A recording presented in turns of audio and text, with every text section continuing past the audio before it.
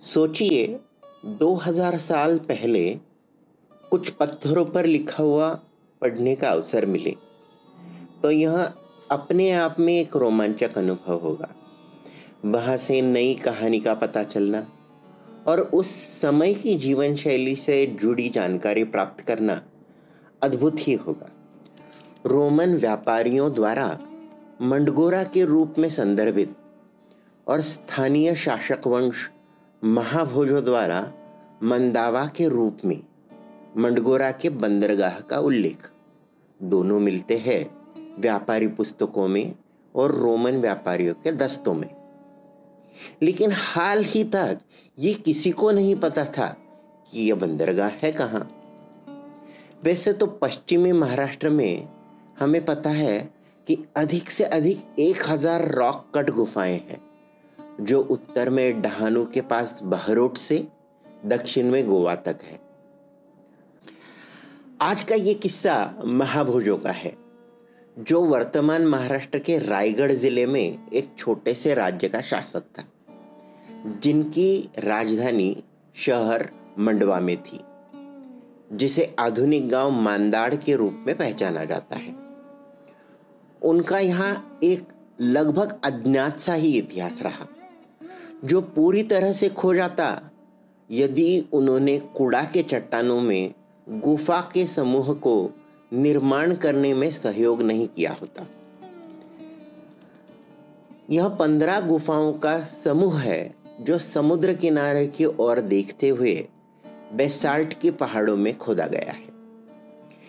कुड़ा की गुफाओं में सबसे महत्वपूर्ण बात शायद पहले से निर्मित लेखों द्वारा बना हुआ एक डेटा सेट है जो अद्वितीय है, जो ब्राह्मी में है और उसकी भाषा संस्कृत, पाली या महाराष्ट्रीय प्राकृत है, जो स्थानीय राजवंश महाभोजों के नाम पर दान को दर्ज करता है। साथ ही विभिन्न दानशूरों को भी उल्लेखित करता है जो लेखक, चिकित्सक, वाहन चालक, फूल विक्रेता, भिक्षु, भिक्षुणियों सहित अन्य लोगों द्वारा किया दान डॉक्यूमेंटेड करता है।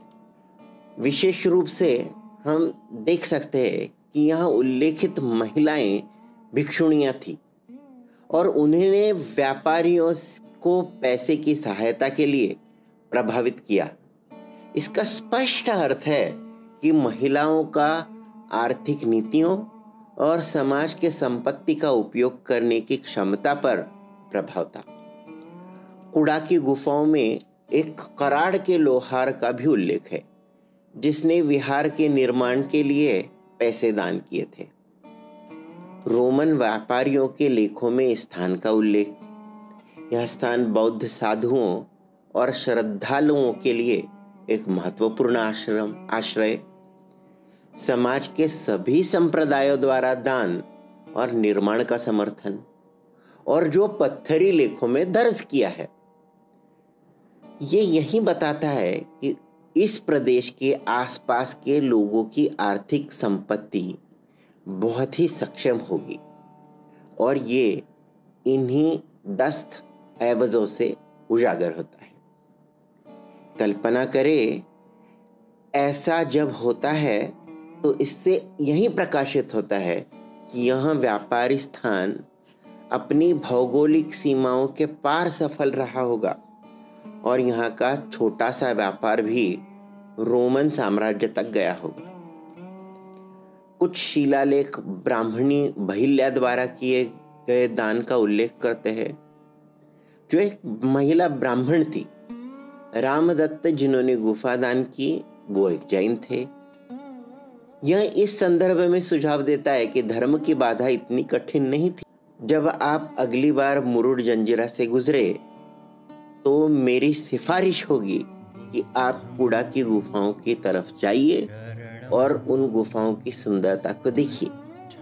वहां जाकर उन पत्थरों पर बनाया गया वह लेखन उसे छू लीजिए जो हमें हमारे बीच 2000 वर्ष पहले पत्थर पर लिखी गई इतिहास के बीच का एक मजबूत धागा है।